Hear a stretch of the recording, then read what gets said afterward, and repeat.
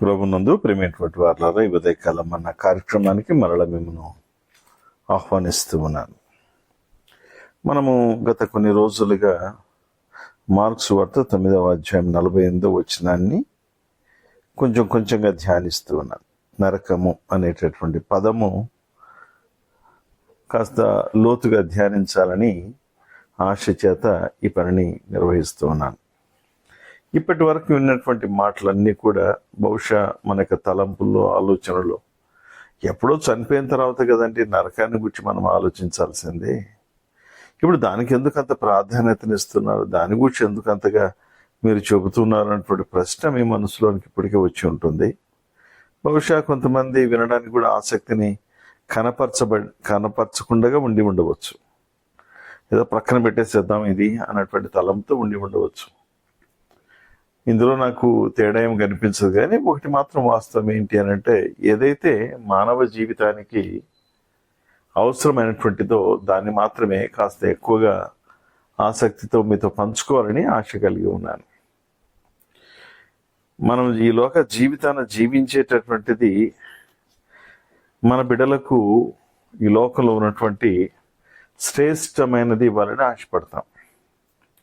ఒకవేళ మనకు మరణం సంభవిస్తే, మాట గమనించండి, మనకు మరణం సంభవిస్తే, మనం మరణిస్తే నా భార్య బిడ్డలు వారి గురించి ఆలోచన చేయాలి కదా అన్నటువంటిది ఎక్కువగా మానవుడు ఆలోచన చేసే విధానం.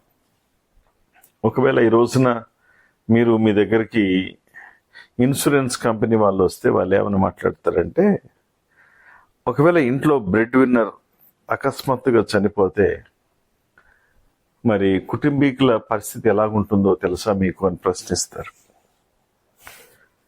దారుణాతి దారుణంగా ఉంటుంది. కాబట్టి ఏం చేస్తారంటే, అలా స్థితిలోకి మీరు వెళ్లకుండానట్లుగా బ్రెడ్ విన్నర్ ఏం చేయాలంటే ఇన్సూరెన్స్లో, పాలసీలో జాయిన్ అవ్వాలి. తద్వారా ఒకవేళ ఏదైనా అకస్మాత్తుగా ఆ ఇన్సూర్ చేసినటువంటి వ్యక్తికి జరిగితే ఈ లోకంలో బ్రతకడానికి మీకు ఒక ఆధారం అంటూ ఉంటుంది అన్నది వారి యొక్క నిర్వచనం. అది ఏ ఇన్సూరెన్స్ కంపెనీ అయినా కూడా అదే మాట్లాడతారు. మిగతా ఇన్సూరెన్స్ గురించి నేను ఇక్కడ మాట్లాడడానికి ఇష్టపడడం లేదు, ఎందుకంటే అవి అవసరం కాదు కాబట్టి. అనగా మరణించటం వరకు మాత్రం వాళ్ళు చెప్తారు, కానీ మరణం తర్వాత జీవితాన్ని గురించి ఎవరు మాట్లాడరు. ఇక్కడ ప్రభు మాట్లాడుతున్నాడు అన్నమాట ఎంత స్పష్టంగా.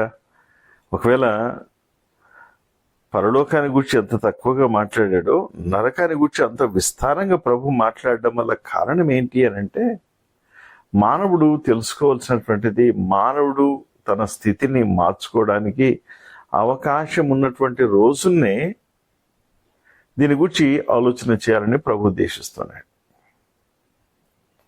ఎందుకనగా మానవ జీవిత కాలాన్ని గురించి మాట్లాడుతూ వెళితే వివిధ రీతిలుగా చెప్పుకోవచ్చు. కొంతమంది బాల్యంలోనే చనిపోవచ్చు, కొంతమంది యవన దశలో చనిపోవచ్చు, కొంతమంది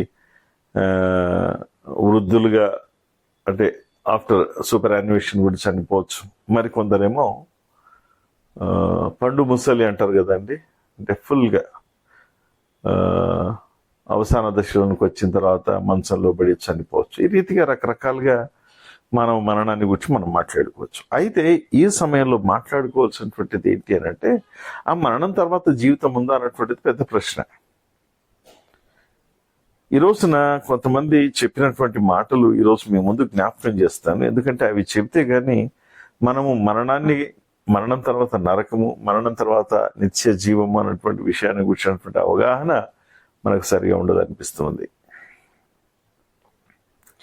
ఇప్పుడు మనకు లోకంలో రకరకాలైనటువంటి వ్యక్తులు కనిపిస్తారు కదా, దేవుని నమ్మనటువంటి వారు. వాళ్ళని ఏమంటారు? హేతువాదులు అంటారా? వాస్తవమే కదా, నాస్తికులు అంటారు వారిని, హేతువాదులు అంటారు. దేవుణ్ణి నమ్మనటువంటి వారు వాళ్ళు ఏం చేస్తారంటే, దేవుడు లేడు కాబట్టి, మాట గమనించండి, దేవుడు లేడు కాబట్టి నరకం అనేది లేదు.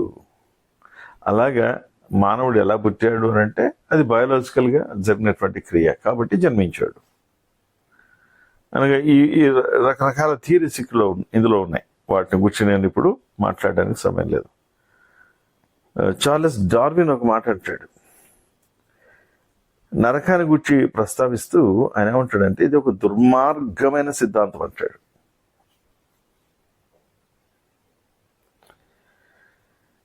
ఒకవేళ దేవుడు ఉన్నాడు అని నమ్మితే ప్రతి ఒక్క వ్యక్తి కూడా అబద్ధం చెప్పేవాడే అన్నటువంటి తలంపును ఆయన వ్యక్తీకరిస్తాడు.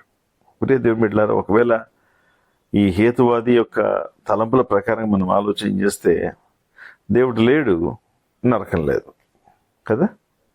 దేవుడు లేడు కాబట్టి నరకం అనే స్థితి మానవునికి లేదు. ఇంకా ఎక్కువ వేరే వాటిలోకి వెళ్లకుండా మతం బోధించేటటువంటి సిద్ధాంతాలు జ్ఞాపకం చేసుకుందాం. దేవుడు ఉన్నాడు, ఆ దేవుడు ప్రేమ కలిగినటువంటి వాడు కాబట్టి ఎవరిని నరకానికి పంపడు, ఆయన ప్రేమ ద్వారా మరలా ఆ మానవుని యొక్క జీవితాన్ని విమోచించడానికే ప్రయత్నించేవాడు. ఆయన మానవ జీవితాన్ని బాధపరచడం ఆయనకి ఇష్టం ఉండదు అని మత విశ్వాసం కలిగినటువంటి వారు మాట్లాడే మాట. సరే, క్రిస్టియన్ సైన్స్, క్రైస్తవ సైన్స్ అని చెప్పుకోవచ్చు.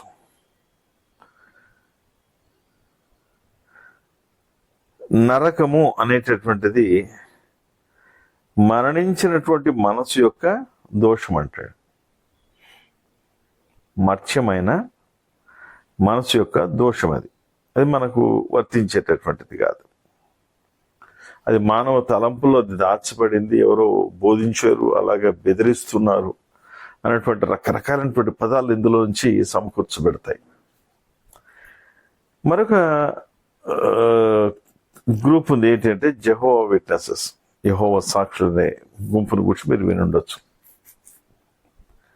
వాళ్ళు ఏమంటారంటే దుష్టులు నాశనం చేయబడతారంతే, అది ఎలాగా ఏంటన్న విషయం నేను మాట్లాడను అంటారు వాళ్ళు. మరొక గుంపు ఉంది, వారేమంటే మార్మన్స్ అంటారు. వీరేమని మాట్లాడతారంటే మానవ జీవితానికి రక్షణ అనేది కలుగుతుంది. అది ఎప్పుడు అంటే చివరికి, అనగా జీవితంలో చివరి దశలోకి వచ్చేటప్పుడు ప్రతి ఒక్కరు కూడా రక్షించబడతారు. కాబట్టి మానవునికి నిత్య శిక్ష అనుభవించడు అన్నటువంటి మాట మాట్లాడతారు వాళ్ళు. ఇదొక సిద్ధాంతం. ఇంకొక గ్రూప్ మనకు తెలుసు బాగా, సెవెంత్ డే అడ్వెంటిస్ట్స్ అంటారు కదా. వారు చెప్పేటటువంటి మాట ఏమిటి, ఒక రోజున అన్ని పాపాలను తొలగించి మరల స్వచ్ఛమైనటువంటి విశ్వాసాన్ని ఆయన మన జీవితాల్లో స్థాపిస్తాడు. కాబట్టి నరకం అనేటటువంటి తాత్పర్యం కానీ తత్వం అనేది కానీ మనకు ఆలోచించాల్సినటువంటి పని లేదు. మనం ఎందుకు ఆలోచించాలి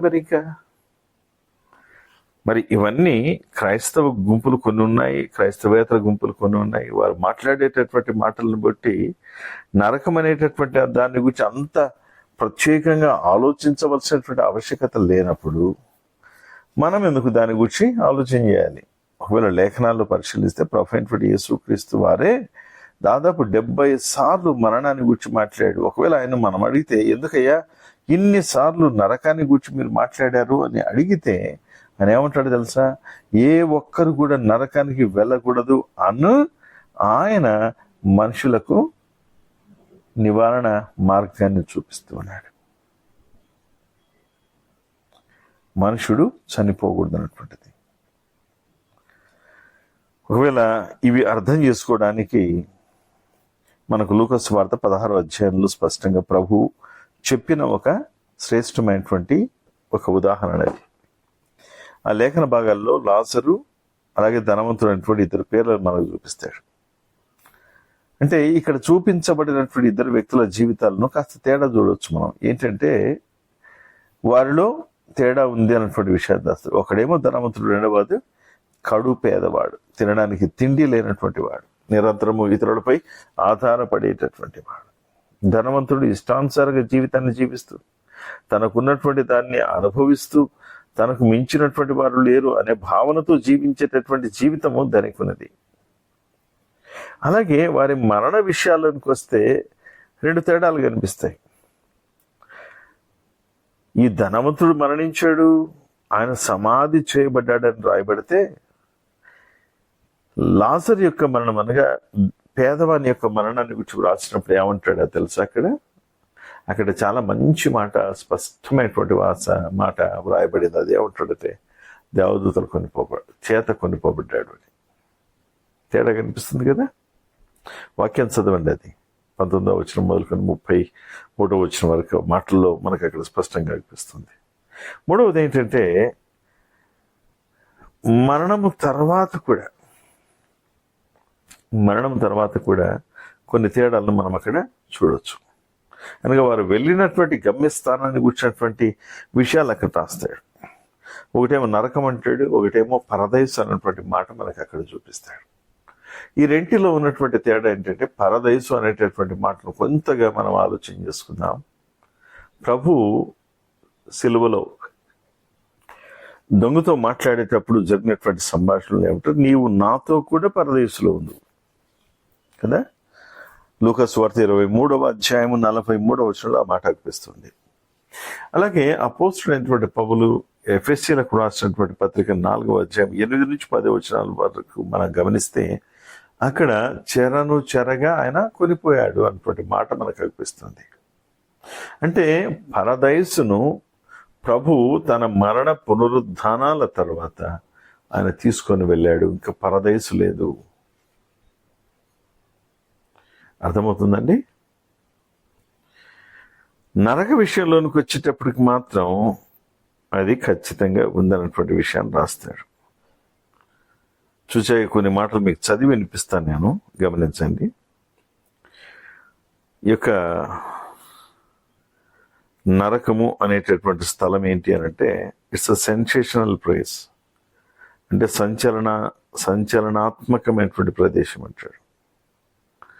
రెండవది, నరకం అనేటటువంటిది విభాగిస్తుంది, లేకుంటే సపరేషన్ చేస్తుంది. నరకం అనేటటువంటిది వేదనకరమైనటువంటి చోటు. ఎలాగా అది వేదనకరమైనటువంటిది అంటే దాహము తీరనటువంటి చోటు అది. ఇంకొకటి, జ్ఞాపక శక్తి మానవుల్లో ఉంటుంది. ఎందుకంటే ధనవంతుడు మాట్లాడతారు, నాకు ఇంకా 5 సహోదరులు ఉన్నారు అన్నటువంటి మాట. ఇంకొకటి ఏమంటే దాహము తీరనటువంటి చోటు అది, వేదనకరమైనటువంటి చోటు అది. అలాగే కోపముతో రగిలిపోయేటటువంటి చోటు అది. ఇంకొకటి ఏమనంటే నిరంతరము ప్రత్యేకించబడినటువంటి చోటు అది. ఎవరు అక్కడికి వెళ్ళరు. దేవుని యొక్క ఉగ్రత అందులో పడినటువంటి వ్యక్తి జీవితం మీద ప్రభావాన్ని చూపిస్తుంది. అది ప్రాముఖ్యం అక్కడ. ప్రియ దేవుని బిడ్డలారా, ఈరోజు ఈ మాటలు మనం వింటూ ఉన్నప్పుడు నరకాన్ని గూర్చినటువంటి ఆసక్తికరమైనటువంటి విషయాలు మన జీవితాలు సరిగా అర్థం చేసుకోలేకపోతే, దాన్ని గూర్చినటువంటి అవగాహన మనం లేనటువంటి వారంగా ఉన్నట్లయితే ఖచ్చితంగా మన యొక్క జీవిత అంతాన్ని గూర్చి ఒకసారి ఆలోచన చేయండి. ఈ రోజున నేను నా జీవితాన్ని ప్రభునకు సమర్పించుకున్నాను, ప్రభు యొక్క రక్షణ మార్గంలోనికి నేను వచ్చాను, ప్రభును అంగీకరించాను, ప్రభు కొరకు జీవించాలని ఆశపడుతున్నటువంటి తలంపు నీ మనసులో దాగినట్లయితే ఇది నీ జీవితానికి మేలుకరమైనటువంటిది. లేని ఎడల నరకం అనేది ఒకటి ఉంది, అది రియల్ ప్లేస్ అనేటువంటిది నేను రోజున మనం జ్ఞాపకం చేసుకున్నాను. ఈరోజు ఈ విషయాలు మరెక్కువగా మీ యొక్క తలంపులో ఒక ప్రశ్న తీసుకొని వస్తాయని నేను నమ్ముతున్నాను. పరిశుద్ధాత్మ దేవుడు మీకు సహాయం చేయాలని ఆశిస్తూ మాటలు ముగిస్తున్నాను. God bless you. అందరికీ వందనాలండి. ఆమేన్. తండ్రి, కుమార, పరిశుద్ధాత్మ దేవుని యొక్క కృప, సన్నిధి, సమాధానం నిరంతరం మీకు తోడుగా ఉండి నడిపించను గాక. ఆమేన్. అందరికీ వందనాలు. ఇది నా వాక్య ధ్యానంలో నరకాన్ని కూర్చున్నటువంటి అవగాహన మనం లేకుండా ఈ లోక జీవితాన్ని జీవించినప్పుడు మరణం తర్వాత మనకు అవకాశం దొరకదు. కాబట్టి మరణానికి ముందుగానే మన జీవితాన్ని గురించి ప్రశ్న వేసుకొని ప్రభుని అడిగి మన జీవితాలు సరి చేసుకుంటాం ప్రభు కొరకు సాక్షులుగా జీవించాలని కోరుతున్నాను. అలాగే జన్మదినము, వివాహ దినము జరిగించుకుంటున్నటువంటి బిడ్డలందరినీ కూడా ప్రభు నామంలో దీవిస్తూ ప్రభు కృప మెండుగా మీకు తోడుగా ఉండాలని ఆశిస్తూ ఈ మాటలు ముగిస్తున్నాను. దేవుడు మిమ్మల్ని దీవించును గాక. అందరికీ వందనాలు. Have a blessed day. God bless you.